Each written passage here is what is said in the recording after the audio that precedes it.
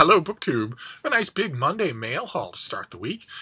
It's a big pile of stuff with boxes galore, including a box at the end that I suspect was sent by one of you, because it doesn't give off the vibe of a publisher's box. But we have a while to go before we get there. First one is small. Could be a slim volume of poetry. That would be... Well, we don't have the best track record in the world with slim volumes of poetry, do we? But the alternative, especially this time of year, is that it could be a catalog. Which would be the joy alternative to a slim volume of poetry. It's a catalog. Oh my. It's a catalog. See, this is exactly what you want. You want a checklist. I'm not interested in a publisher sending me their thoughts on what's interesting coming up. I can figure that out on my own. I want a checklist. And this is not just any publisher. This is Yale University Press. One of the best of them all. This is going to be incredible. Except that Yale University Press catalogs are often a little anticlimactic for me because I've reviewed, I think it's safe to say that I have reviewed more Yale University Press books than any other person in the world. So I tend to get almost everything they do. This will only be really giving me a hint of what's coming, not a hint of what I desperately need to ask for. There's a new Samuel Johnson book by Leo Damrosch called The Club. Leo Damrosch did a biography of Jonathan Swift that had in the paperback a very sexy blurb. So this one will be good. Let's see here. Christopher Tyerman has a new book coming out on the Crusades. Christopher Tyerman did a 1,000-page book on the Crusades called God's War that is the best book on the subject that I've ever read. And I've tried to read all of the big narrative histories of the Crusades because, for some reason, it's one of those subjects that just doesn't do it for me. It just doesn't, like the Knights Templar, it just has never interested me. So out of a sense of guilt, I read every big narrative history just to hope that it will work. And Tyerman's book, God's War, came the closest to actually working. Didn't really do it. I'm still not in love with the Crusades. But it came the closest, and I can certainly recommend it, although it's an enormous undertaking. It's a huge book. Let's see here. Terry Eagleton does a book on humor with a chicken crossing the road on the cover. What he knows about humor, I have no idea. Oh boy. Oh, fantastic. Someone named Graham Ruxton, who's a professor of biology at the University of St. Andrews in Scotland, does a book on nature's giants, about giant animals, both extinct and extant. Fantastic.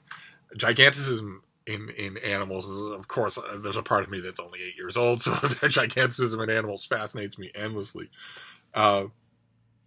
Jeffrey Parker does a new 400-page biography on the Emperor Charles V.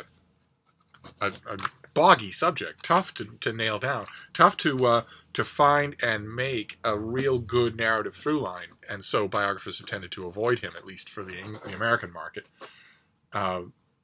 New book on the history of Puritanism in America. Wonderful. A new history of the Arab peoples. Is that going to be very big? No, it's not. It's 600 pages long. Okay, all right. New history of Nabokov. Okay. Oh my. Oh boy. This is just full. This is just full. Fantastic. Well, I won't drag you through everything here, although there's a lot of stuff. Natural history of beer. Book about Jerusalem.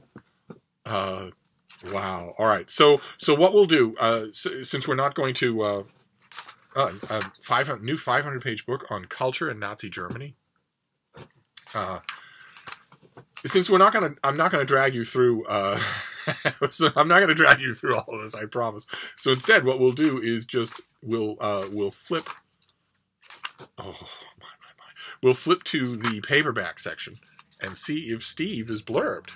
So the blurbs would be nice. Although they don't always show all the blurbs in the catalog. The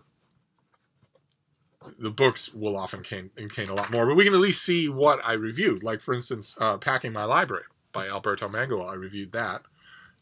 And Why Baseball Matters by the great Susan Jacoby. I reviewed that as well. And I don't think they're going to use my review for that, because it was a bewildered review. I did a review of Warner Brothers, which is in the Jewish Live series, the Yale Jewish Live series. I thought it was fantastic. And it's, I guess, coming out in paperback. I didn't know that the Jewish Live series came out in paperback. There's going to be a paperback of Timothy Bolton's biography of King Canute. That's also a bit of a surprise. I'm not actually seeing here any Steve blurbs, but that's okay. There'll be a lot of books, and there'll be a lot of blurbs on books that aren't mentioned in this catalog. So we shall see. We'll be seeing the books, but fantastic. Okay, so I have half an hour's blissful reading to do. That is wonderful. What a great way to start the mail haul. All right.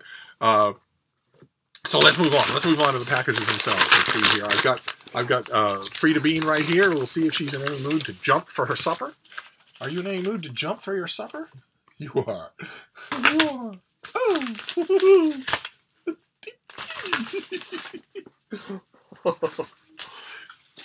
She's been a little sleepy all day. So, oh God, it's him again. All right. Okay. All right. Well, this comes out in mid-November. This is probably indicative of this whole haul. This haul will probably be full of finished copies for November, because it's about that time for me to be getting them. November's right around the corner. This is by Stephen Fritz, and it is The First Soldier, Hitler as Military Leader.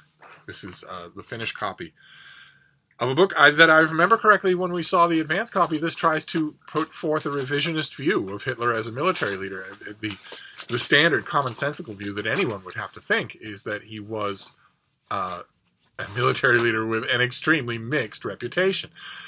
He accomplished things that no military leader had ever done in the beginning years of Blitzkrieg, a style of warfare that he really weaponized, and then made a series of catastrophically stupid mistakes, the kind of mistakes that should doom someone's reputation as a military strategist. Invading Russia, declaring war on the United States, these are bad ideas. They're invading Russia in winter. And I'm trying to remember what... let's see here. While Hitler's generals did sometimes object to Hitler's tactics and operational directions, they often made the same errors in judgment and were in agreement regarding larger strategy and political goals. A necessary volume for understanding the influence of World War I on Hitler's thinking, this work is also an eye-opening reappraisal. And I confess, shamefacedly, that I haven't read it yet. So I will need to do that right away, since November is here. The problem is, October was so big as a month that I still have a huge number of October books to get through. But anyway, let's see here. What else we've got here? We've got a lot to go through. We'll winnow down for the cardboard. We'll get to the cardboard at the end. So we'll do one more of these manila packages. This is also a finished copy. This will certainly be a November release. Let's see here. Yes, yeah, this is late November. We saw this already. This is Nicholas Higham. This is King Arthur, The Making of a Legend. Very pretty finished copy. According to legend, King Arthur saved Britain from the Saxons and reigned over it gloriously sometime around AD 500. Whether or not there was a real King Arthur has all too often been neglected by scholars. Most period specialists today declare themselves agnostic on this important matter. In his new book, King Arthur, Nick Higham sets out to solve the puzzle, drawing on his original research and expertise to determine precisely when and why the legend began. I don't think there was any real question as to when and why the legend began. I thought we all knew that. So we'll see. We'll see if because again, I haven't read this, so it's going to be the familiar refrain. I have these November books that I haven't read. So let's see here. Is that it for Manila? Yes, I think it is. Okay, so we'll move on to cardboard. We'll move on to cardboard and see.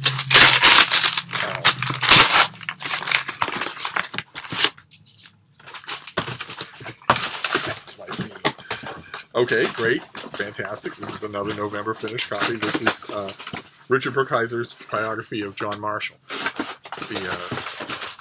the monumental Supreme Court justice who changed the nature of the Supreme Court, and therefore the life of America.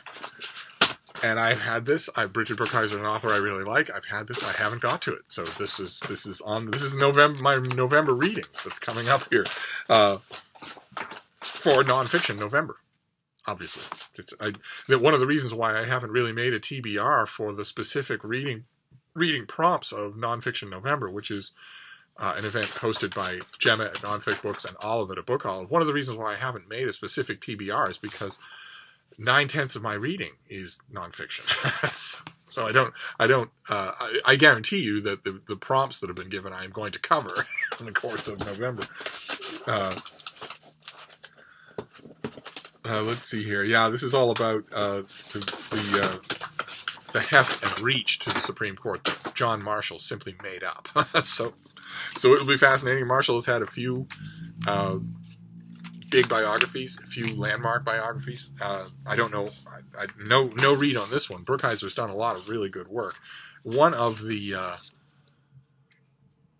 I have many issues with John Marshall biographers. They tend to skirt certain issues. They tend to prettify their writer in certain ways. That tends to bug me. One of the things I'll be looking at here, of course, will be slavery. The question of slavery is one that if you are a Marshall hagiographer instead of an impartial Marshall biographer, you will fudge your sources on the subject of slavery. So we will see. I will report back. All right, so that was cardboard number 1. Now I'm going to cardboard number 2 here. Another finished copy.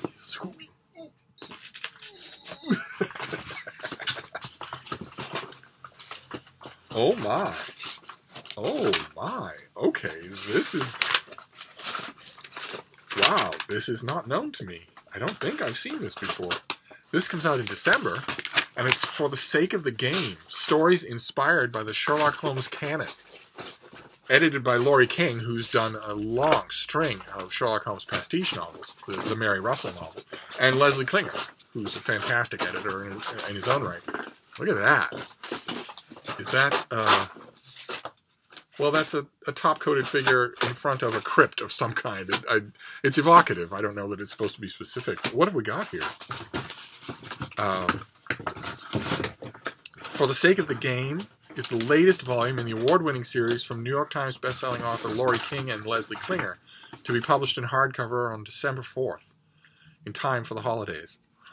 The result of these two, their efforts, is a dazzling array of stories from Peter Beagle, Reese Bowen, Alan Gordon, Greg Hurwitz.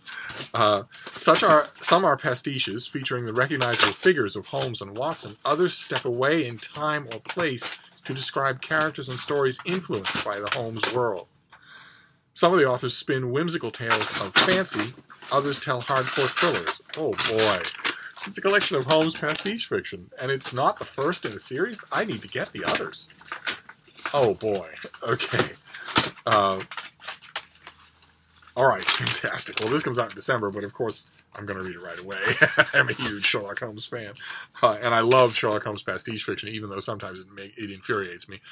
So that's fantastic. Okay. All right.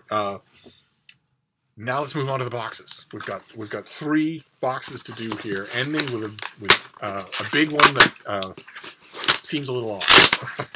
I hope that none of you have put yourself to any trouble on my behalf. So let's see what's next. This is awful big, Bean. This is bigger than you are. My little warrior princess doesn't care. Oh god. Oh my god. Oh. Okay. Okay. This has a little bit of personal resonance, but we'll try and work through that. This is from the University of Chicago Press, and this is the Book of Snakes. This follows on they did a book of frogs that was absolute brilliance. The Book of Frogs had all of the candidates life-size. So as you can tell, the ones that were the size of a postage stamp, and then the ones that were the size of a chihuahua, you had them all on. They were life-size on the page. Can't imagine that this will be true. No, okay, it's not true for snakes, because some of them are quite big. Oh my. So this comes out in mid-November. This is another November hardcover. For millennia, Humans have regarded snakes with an exceptional combination of fascination and revulsion. It's purely revulsion in this human's case. They are etched in hieroglyphics into stone and now appear as coiled pixels on our phones. And for as many meanings that we attribute to these creatures, the real-life species presents an even wider variety of wonders. The Book of Snakes presents 600 species of snakes from around the world, covering nearly 1 in 6 of all snake species. Can you imagine how many species there are? It will bring greater understanding to a group of reptiles that have existed for more than 160 million years, and that now inhabit every continent except Antarctica, as well as 2 of the great oceans. Okay, fantastic. And this is by Mark O'Shea, who is a herpetologist, zoologist, author, lecturer, and television presenter.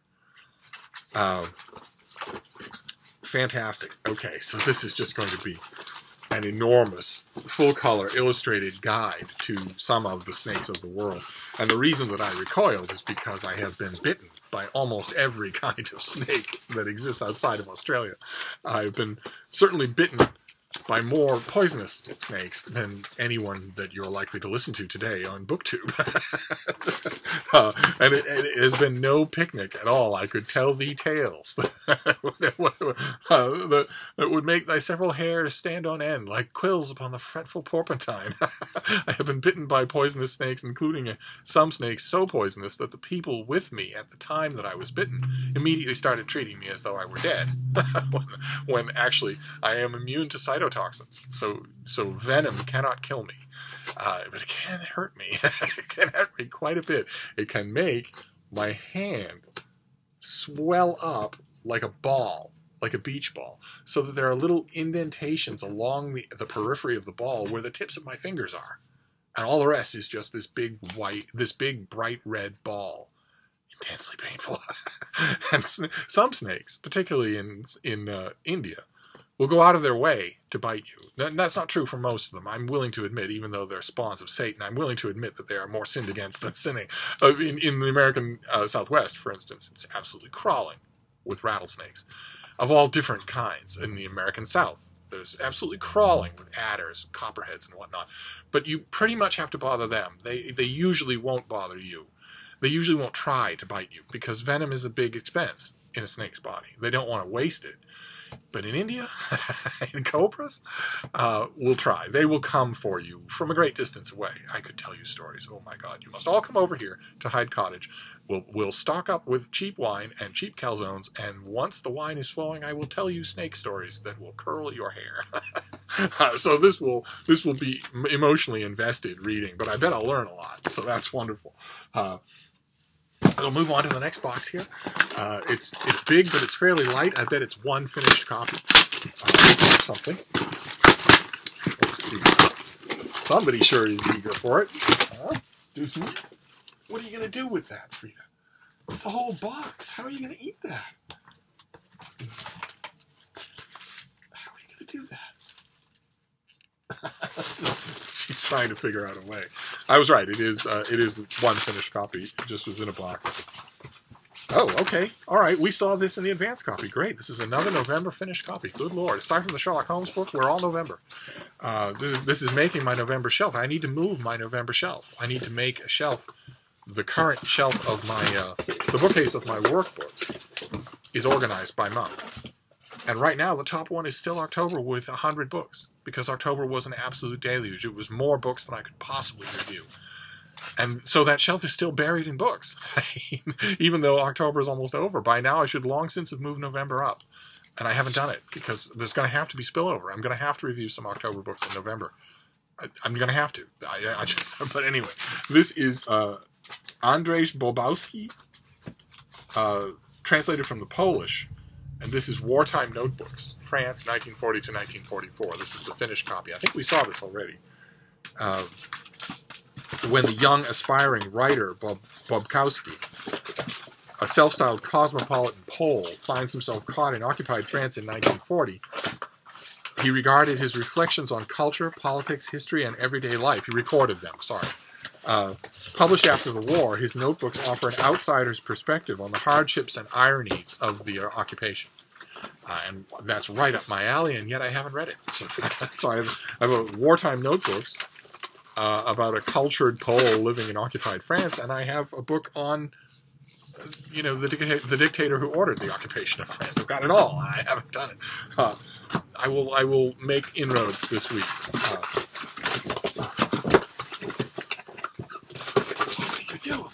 What are you doing? Oh. And that brings us to this last box, which unfortunately the bean has been getting at. She's been getting at this box while I've been talking. She's been chewing on its corner. Like, the stuff I'm handing her is not good enough. But let's see what we have here. This has to be from one of you. And that is really, I should stress before I see what's in here, that is really not necessary. The correct flow pattern here for this channel is that I send books to you, not the other way around. But let's see. Let's see what we have here. Oh.